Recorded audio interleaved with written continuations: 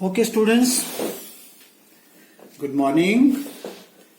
And today we are going to discuss new topic, and that is polarization of dielectrics. Polarization of dielectrics.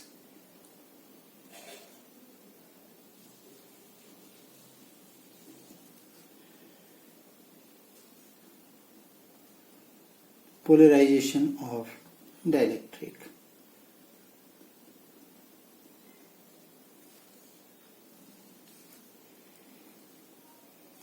जो dielectrics हैं ये वो substances हैं जिनको हम कैपेसिटर्स के दो प्लेट्स के बीच में रखते हैं. तो generally dielectrics are non conductor, जिनको हम क्या कहते हैं, इंसुलेटर्स कहते हैं. इंसुलेटर, जिनको हम इंसुलेटर्स कहते हैं.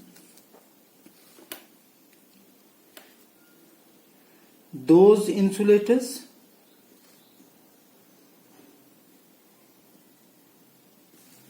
which are made of non-polar molecules are preferred as dielectrics. हम ज्यादातर इनको प्रेफर करते हैं. तो हम सपोज करते हैं कि हमारे पास ये इलेक्ट्रिक फील्ड रीजन है. ये इलेक्ट्रिक फील्ड रीजन है हमारे पास. ये दो प्लेट्स मैंने ली हैं. एक प्लेट के ऊपर पॉजिटिव चार्ज है, दूसरी प्लेट के ऊपर नेगेटिव चार्ज है. तो ये जो स्पेस है इन दो प्लेट्स के बीच में, इस स्पेस में इलेक्ट्रिक फील्ड है. हमेशा इलेक्ट्रिक लाइंस ऑफ फोर्सेस चलती हैं पॉजिटिव से नेगेटिव की तरफ को. इलेक्ट्रिक फील्ड की डायरेक्शन ई नॉट. तो हम यही सपोज करते हैं E nought is external electric field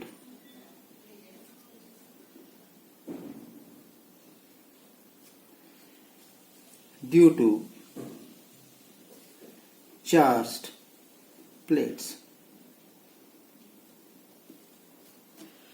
अब हम यहां पे एक डाइलेक्ट्रिक प्लेस कर देते हैं बीच में. कोई डाइलेक्ट्रिक सब्सटेंस जो इंसुलेटर्स है, और वो किस चीज का बना है, वो पोलर मॉलिक्यूल्स का बना हुआ है. पोलर मॉलिक्यूल का मतलब है जिसके पॉजिटिव सेंटर नेगेटिव सेंटर कैसे होते हैं, एक ही जगह होते हैं. तो ये नॉन पोलर्स हैं, ये डाइपोल की तरह नहीं एक्ट करता. लेकिन जब हम इसको इलेक्ट्रिक फील्ड में रखते हैं ऐसे मॉलिक्यूल्स को, तो वो एलोंगेट हो जाता है, उनकी शेप चेंज हो जाती है. एक तरफ को नेगेटिव चार्ज हो जाता है, एक तरफ को पॉजिटिव चार्ज हो जाता है. मतलब ये पोलर मॉलिक्यूल है, ये सॉरी नॉन पोलर मॉलिक्यूल है इन absence of electric field.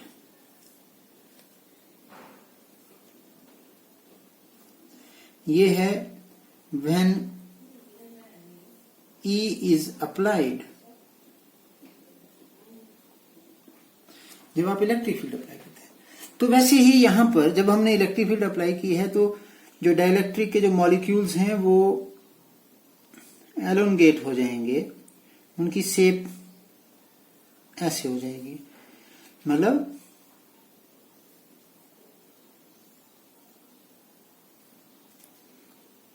their shape will be like this. मतलब इनके जो अंदर पॉजिटिव चार्ज सेंटर और नेगेटिव चार्ज सेंटर इनके सेपरेट हो जाएंगे. इन मॉलिक्यूल्स में अब नेट डाइपोल मोमेंट आ जाएगा। अब इस तरफ को पॉजिटिव प्लेट है तो ये जो मॉलिक्यूल्स हैं इस तरफ को इनका नेगेटिव चार्ज होगा, ये इस तरह से अलाइन हो जाएंगे, नेगेटिव चार्ज इस तरफ को, और इस तरफ को इस प्लेट के ऊपर नेगेटिव चार्ज है तो इस तरफ को पॉजिटिव चार्ज होगा, ऐसे negative positive negative positive positive negative positive negative positive, ऐसे आप इसको कर सकते हैं।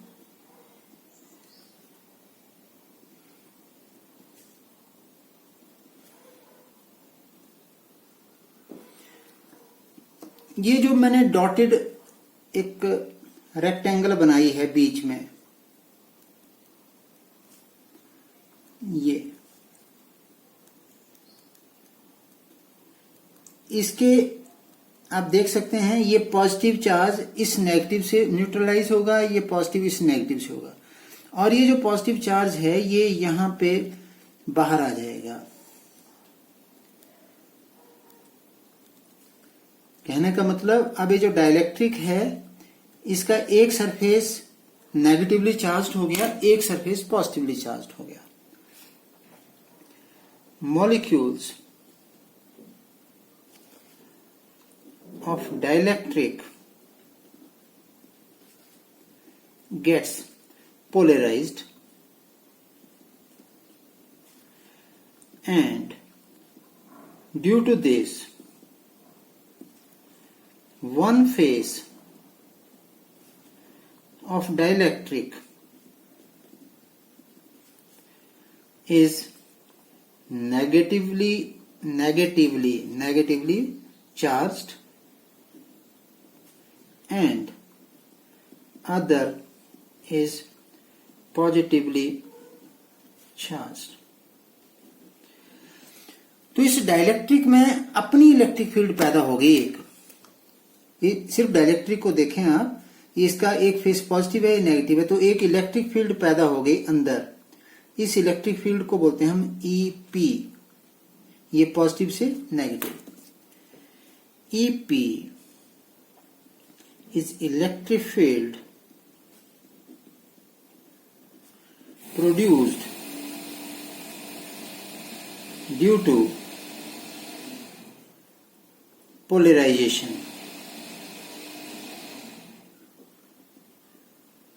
और इस इलेक्ट्रिक फील्ड की डायरेक्शन, पोलराइजेशन की जो डायरेक्शन है वो अप्लाइड इलेक्ट्रिक फील्ड से अपोजिट है।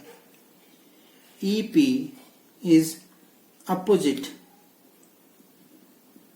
to E0। Therefore net electric field कितनी हो गई इसके अंदर,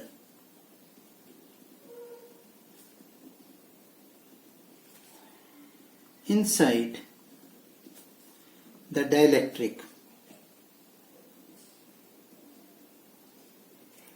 is E is equal to, आपने अप्लाई की थी E0, अंदर भी पैदा होगी इसके अपोजिट, उसको वो अपोजिट है तो -EP। ये नेट इलेक्ट्रिक फील्ड प्रोड्यूस हुई है इस डाइलेक्ट्रिक के अंदर जो नेट रहेगी। इसी तरह से if sigma is charge density on charged plate,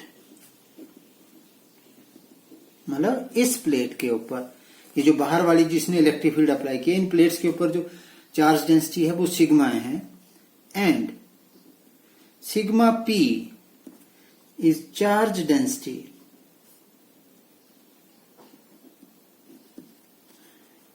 on the face of dielectric, then as we know, जैसा हमें पता है, हमने पढ़ा हुआ है, दो प्लेट्स के बीच में यदि चार्ज डेंसिटी सिग्मा हो और इलेक्ट्रिक फील्ड E0 हो तो E0 किसके बराबर होता है, then as we know E0 is equal to sigma upon epsilon nought. Similarly EP किसके बराबर होगा, sigma P upon epsilon nought. Sigma P upon epsilon nought, ये ईपी की वैल्यू होगी। Therefore E is equal to, हमने निकाला है E nought minus E P, that is sigma upon epsilon nought minus sigma P upon epsilon nought. और इसको लिख सकते हैं हम सिंपली, और E is equal to sigma minus sigma P upon epsilon nought. कभी हमारे पास ये जस्ट अंडरस्टैंड करने के लिए है कि कितनी इलेक्ट्रिक फील्ड की वैल्यू है यदि हमारे पास चार्ज डेंसिटी दी हो इन प्लेट्स की और चार्ज डेंसिटी दी हो इस डाइलेक्ट्रिक के फेस के ऊपर जो डेवलप हुआ है, तो हम इसको कैलकुलेट कर सकते हैं। अब हम एक डिफाइन करेंगे यहाँ पे डाइलेक्ट्रिक कांस्टेंट। हमने पहले भी डिफाइन किया है कूलम्ब्स लॉ में, हम फिर से एक बार डिफाइन कर रहे हैं डाइलेक्ट्रिक कांस्टेंट।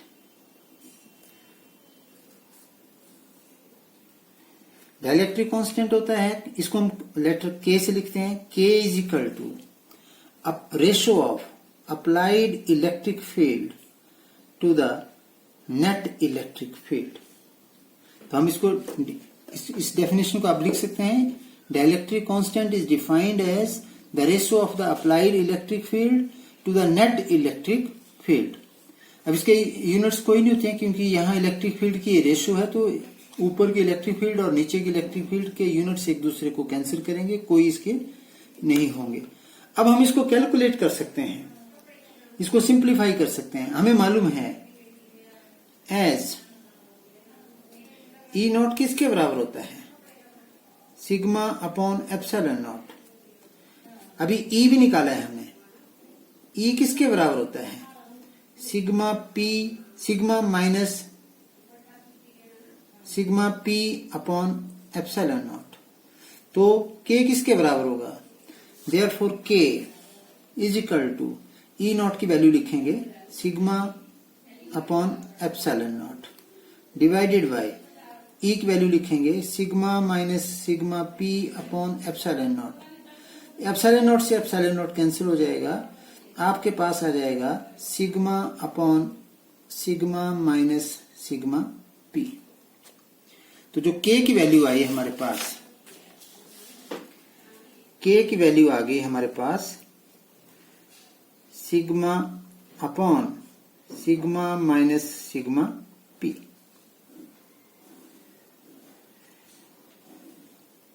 और k की वैल्यू दूसरी क्या हुई, ये तो डेंसिटी के फॉर्म में आई, k की वैल्यू दूसरी क्या बताई मैंने, ई नॉट अपॉन ई, ये भी k की वैल्यू है। आपने एक ये भी पढ़ी हुई है, k is equal to force between two charges when they are placed in vacuum to the force between two charges when they are placed in medium. ये भी आपने पढ़ी है, ये पहले कूलम्ब्स लॉ में पढ़ी है आपने ये डेफिनेशन। तो यहां से देख सकते हैं आप, क्योंकि इस फार्मूले से देखिए k is equal to E nought upon E, क्योंकि इनमें से कौन बड़ा है, ई बड़ा है या ई नॉट बड़ा है। जैसे आप यहां से देखें, ई नॉट तो होगी जो नेट इलेक्ट्रिक फील्ड आपने लगाई, ई है जो नेट इसके अंदर रहेगी, क्योंकि ई नॉट में से किसको कम कर दिया है, ईपी को कम कर दिया है, ई नॉट में से ईपी को कम कर दिया, तो ई बड़ा होगा या ई नॉट बड़ा होगा। तो हमें बहुत क्लियर है, as E nought is greater than E, ये बड़ा है ये छोटा है, तो k की वैल्यू क्या होगी, सो k इज ग्रेटर देन 1। क्योंकि मान लीजिए ये 10 है ये 5 है, तो 10/5 क्या जवाब आएगा, 2 क्या वैल्यू होती है, k से बड़ी होती है। तो k की डाइलेक्ट्रिक कांस्टेंट हमेशा क्या होगा, उसकी वैल्यू क्या होती है, मोर देन 1 होती है। तो इसको भी आप अंडरस्टैंड कर सकते हैं। तो k की वैल्यू हमेशा 1 से ज्यादा होती है। तो डाइलेक्ट्रिक कांस्टेंट को भी हमने आइडेंटिफाई कर लिया। अब हम रिलेशनशिप निकाल सकते हैं, रिलेशन बिटवीन, ये जस्ट अंडरस्टैंड करने के लिए है, sigma applied charge density, applied electric field charge density and charge density due to polarisation, इनके बीच में भी हम रिलेशनशिप निकाल सकते हैं। बहुत आसान है। कहां से चलेंगे हम, हमें मालूम है as E net electric field किसके बराबर है? E nought minus E P, ये हमारे पास मालूम है। क्लियर? अब हमारे पास ये भी मालूम है कि ई नॉट किसके बराबर होता है? सिग्मा अपॉन एप्सिलॉन नॉट, ये होता है। ई पी किसके बराबर होता है? Sigma P upon epsilon not होता है, ये भी मालूम है। ये ई किसके बराबर होता है? इसको कन्वर्ट करना है हमने सिग्मा की फॉर्म में, तो कैसे इसको कन्वर्ट करेंगे? एंड के किसके बराबर होता है? ई नॉट अपॉन ई, तो फिर ई को ले जाऊंगा मैं इधर, सो ई किसके बराबर हो गया? ई को मैं ऊपर ले गया, के को मैं नीचे ले आया, ई नॉट अपॉन के। और ई इज इक्वल टू, अब ये ई नॉट हमें पता है, ई नॉट किसके बराबर है? Sigma upon epsilon not upon के, जो किसके बराबर बन गया? और ई इज इक्वल टू किसके बराबर बन गया? सिग्मा अपॉन एप्सिलॉन नॉट के। तो एक हमने ये ई की वैल्यू पता लगी हमें, ई नॉट की वैल्यू हमें पता है, ई पी की वैल्यू भी हमें पता है। देयरफॉर ये इक्वेशन क्या बन गई? सो इसी को सॉल्व कर रहे हैं हम। इसको सॉल्व करने से पहले हमने ई नॉट की वैल्यू, ई पी की वैल्यू हमें पता थी, हमने ई की वैल्यू भी निकाल दी इसमें। सो ई की जगह क्या लिखें? Sigma upon epsilon nought k is equal to sigma upon epsilon nought minus sigma upon, यहाँ सिग्मा पी है, sigma P upon epsilon nought. तो क्या वैल्यू आ गई हमारे पास? हमारे पास ये वैल्यू आ गई। अब हम इसमें क्या करेंगे? इस टर्म को यहां ले आओ। जब ये टर्म इस तरफ को आएगी तो ये नेगेटिव की टर्म है, कैसी बन जाएगी? पॉजिटिव की बन जाएगी। So sigma P upon epsilon nought is equal to sigma upon epsilon nought. इस टर्म को इधर ले जाओ, मतलब इसको यहां ले आए, इसको यहां ले आए, minus sigma upon epsilon nought के। तो यहां से देखिए, और sigma P upon epsilon nought is equal to, यहां से सिग्मा और एप्सिलॉन नॉट कॉमन आ गया, sigma upon epsilon nought common आ गया। अंदर क्या बच गया हमारे पास? यहां पे क्या बच गया? 1 माइनस 1/k। एप्सिलॉन नॉट से एप्सिलॉन नॉट भी कैंसिल हो गया, और sigma p is equal to sigma into, अब इसको सॉल्व करिए, k इसका एलसीएम आ गया, ऊपर k माइनस 1, ये सिग्मा पी और सिग्मा के बीच में रिलेशनशिप है। तो हमने कुछ रिलेशनशिप निकाले हैं आज। कौन कौन से रिलेशनशिप निकाले? हमने निकाला नेट इलेक्ट्रिक फील्ड कितनी होती है, अप्लाइड इलेक्ट्रिक फील्ड में से इंड्यूस्ड इलेक्ट्रिक फील्ड कम कर दो, ये हमने निकाला। हमने ये भी निकाला कि नेट इलेक्ट्रिक फील्ड को हम एक्सप्रेस कर सकते हैं चार्ज डेंसिटी के फॉर्म में, sigma minus sigma P upon epsilon nought, ये भी हमने निकाला। हमने के की डेफिनेशन भी निकाली, के किसके बराबर होता है? Ratio of applied electric field to the net electric field, ये भी हमने निकाल दिया है। और हमने ये भी निकाला है कि सिग्मा और सिग्मा पी के बीच में रिलेशनशिप क्या होता है। इनका हम यूज करते हैं आगे, जैसे हम इनमें कैपेसिटेंस का पढ़ेंगे तो इन फार्मूलेज को, इस कंसेप्ट को हम इसका इस्तेमाल आगे करेंगे। अब इसमें एक और चीज है, polarisation vector. Polarisation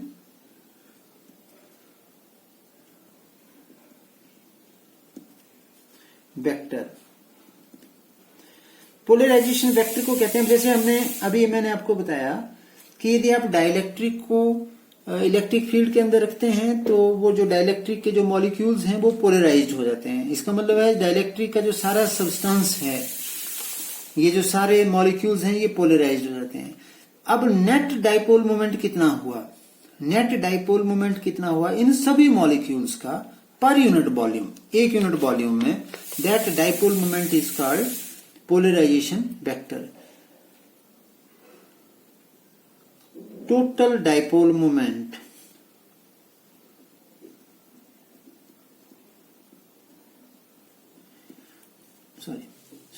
total dipole moment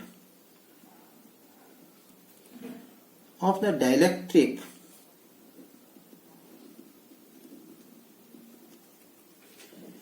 per unit volume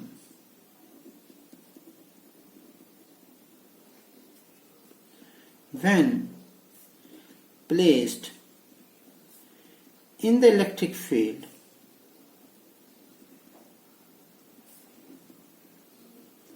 is called polarization vector.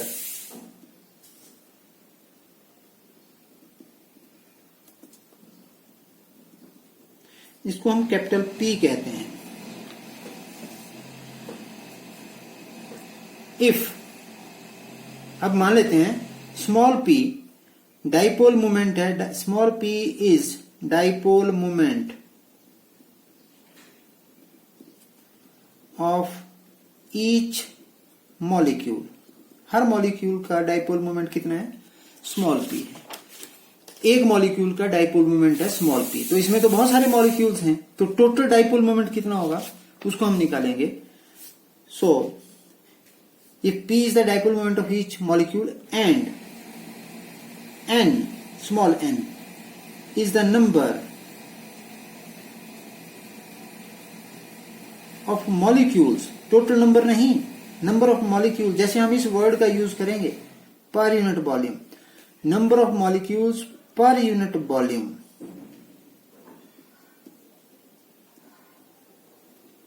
एक यूनिट वॉल्यूम में, देन एक यूनिट वॉल्यूम में कितने मॉलिक्यूल्स हैं? n. एक मॉलिक्यूल का डाइपोल मोमेंट कितना है? p. तो टोटल डाइपोल मोमेंट कितना होगा पर यूनिट वॉल्यूम? n गुणा p. p हुआ एक मॉलिक्यूल का डाइपोल मोमेंट. कितने मॉलिक्यूल्स हैं एक यूनिट वॉल्यूम में? n. उसको हम ये जो टोटल मोमेंटम होता है, टोटल डाइपोल मोमेंट होता है of dielectric substance of all molecules पर यूनिट वॉल्यूम. अब ये पर यूनिट वॉल्यूम किस में आ गया है? नंबर ऑफ मॉलिक्यूल्स पर यूनिट वॉल्यूम है ये n. This is called p. इसको हम कहते हैं पोलराइजेशन वेक्टर. हमने एक मॉलिक्यूलर पोलराइजेबिलिटी भी पढ़ी है पहले, आपको याद होगी. मॉलिक्यूलर पोलराइजेबिलिटी हमने पढ़ी थी कि small p is proportional to, हमने पढ़ा था एप्सिलॉन नॉट e. फिर हमने कहा था कि P इज इक्वल टू ये अल्फा लिखा था हमने, अल्फा एप्सिलॉन नॉट E. ये जो अल्फा है ये आ गया P upon epsilon not E. ये मॉलिक्यूलर पोलराइजेबिलिटी थी किसकी? एक मॉलिक्यूल की.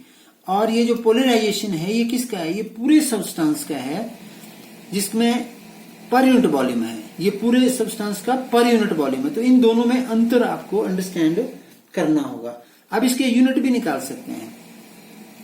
Unit of P, capital P क्या होंगे? आप देखिए इसमें अंडरस्टैंड करिए. स्मॉल p के यूनिट क्या है? Unit of small p. Small p क्या चीज है? Dipole moment. डाइपोल मोमेंट क्या होता है? मैंने आपको बताया हुआ डाइपोल मोमेंट क्या होता है? स्मॉल p होता है q इंटू 2a. q के डायमेंशन यूनिट कूलम, a के a जो है वो डिस्टेंस है, क्या बन गए? Coulomb metre. तो ये क्या बन गया? Unit of p coulomb metre. Coulomb गुणा मीटर. n क्या चीज है? यूनिट ऑफ n हो गया नंबर पर unit volume. This is number पर यूनिट वॉल्यूम. अब नंबर के तो कोई यूनिट नहीं होते हैं, तो 1 अपॉन वॉल्यूम, वॉल्यूम के मीटर क्यूब. तो क्या बन गए इसके? फिर इसके बन गए p के यूनिट बन गए इज इक्वल टू n के 1/मीटर क्यूब, p के कूलम गुणा मीटर. तो 1 मीटर से 1 मीटर कट गया, तो क्या बन गया हमारे पास? Coulomb metre per metre square. Coulomb per metre square. ये इसके यूनिट बन गए। और इसके यूनिट क्या आए थे हमारे पास? इसके यूनिट आए थे मीटर क्यूब। अल्फा के यूनिट क्या आए थे? मीटर क्यूब आए थे। तो आपको मैंने बताया था कि मॉलिक्यूलर पोलराइजेबिलिटी और किसी और क्वांटिटी का नाम बताइए जिसके यूनिट एक जैसे हों। तो मॉलिक्यूलर पोलराइजेबिलिटी के भी मीटर क्यूब होते हैं यूनिट, और इसके भी क्या होते हैं? मीटर क्यूब होते हैं। इसके डायमेंशन भी निकाल सकते हैं आप। डायमेंशन ऑफ पी भी आप कैलकुलेट कर सकते हैं। कैसे निकालेंगे? कूलम के डायमेंशंस क्या होते हैं? चार्ज के। मैंने आपको बताया चार्ज किसके बराबर होता है? A into T, current into time. Current into time, एक एम्पियर है, ए का मतलब एम्पियर टाइम। तो क्या बन गए? ए इंटू टी। आगे लेंथ का स्क्वायर, ये इसके डायमेंशन बन गए। तो इसको आप इस तरह से इसको अंडरस्टैंड कर सकते हैं। इसके बाद मैं आपको एक टॉपिक और टेकअप कर रहा हूं जिसका नाम डाइलेक्ट्रिक स्ट्रेंथ है, और इसको मैं टेकअप कर रहा हूं। इसको भी आपने अंडरस्टैंड करना है, साथ साथ में आपने इसको भी अंडरस्टैंड करने की पूरी कोशिश करनी है।